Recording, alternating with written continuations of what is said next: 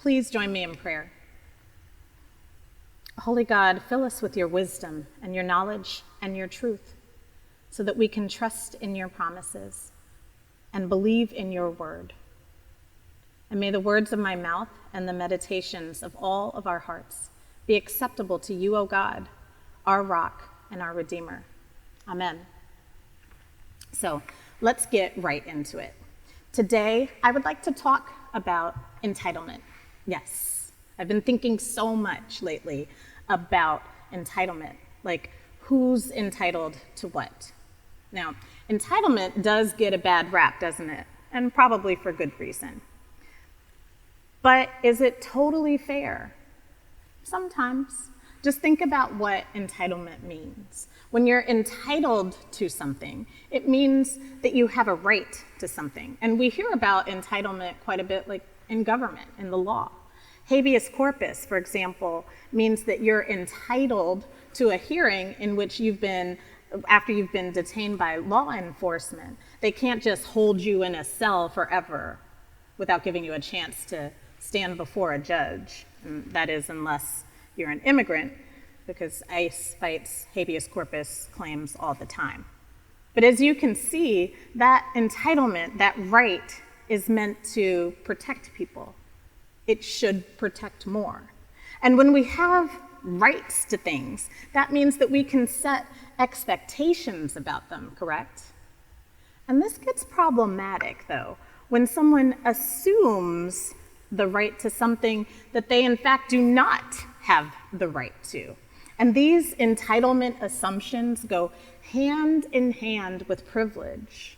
In fact, I'd say there's a direct proportion between the level of privilege that someone has and the level of entitlement that they feel, which is one of the reasons I always shake my head at people who object to so-called entitlement programs like food stamps and Section 8.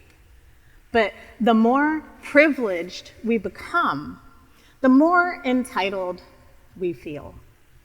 Of course, we all know people who have fallen into this, and I'm going to say it for what it is. This is a sinful habit when we have that sense of misplaced entitlement connected to our privilege. And how do I get to make that claim that it's sinful? How can I justify calling misplaced entitlement sinful? Because Jesus says so. Right here in this passage from Matthew 18, Jesus is familiar. He is well familiar with privilege and entitlement. Notice the class issues that he bakes right into this parable. The laborers with the good jobs, the ones who wake up in the morning knowing just where they're going to get food to fill their bellies and who know where they're going to rest their heads at night. The ones who had expectations and assumptions about when and how they would be paid. Well, they were annoyed. They were annoyed when the poor got to join them in their space.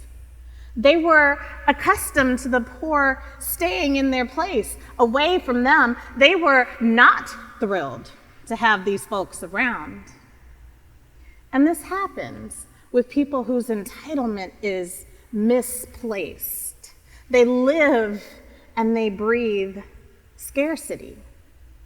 And because they expect the benefits to be limited, they want to see the bounty just for themselves. There's no room for anyone else. They're the ones who are entitled to the jobs and the wealth and the blessings. And Jesus says, you know what?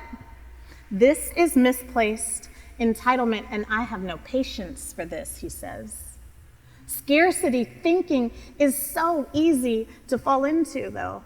And once our fears are triggered that there won't be enough for me, let me hoard, let me block, we will go to great lengths to hold on to everything to which we think we are entitled. Am I right? And in this passage, and actually all over the Gospels, Jesus is saying, no, you don't have to think that way. I know you think there won't be enough Jesus to go around. but there always will be, because with God, there are never limitations. The Ancient of Days doesn't know anything about these human limitations, because God has it all. But we have to think very closely about that to which we cling. Do we cling to our entitlements, especially the misplaced ones, or do we cling instead to God? And this is what Jesus wants us to understand. With God, there is always enough. There are no limitations. There's no place that you can go where God won't be there. And there's no place that is where God isn't already waiting for you, which means that we don't have to worry about a thing. Do not let your hearts be troubled. Do not be afraid. Believe in God. And when we believe in God, then we love when others come to the field who join us in our toil and all of our blessings. So get your blessing. Be the blessing. And in you, God will be pleased. Amen.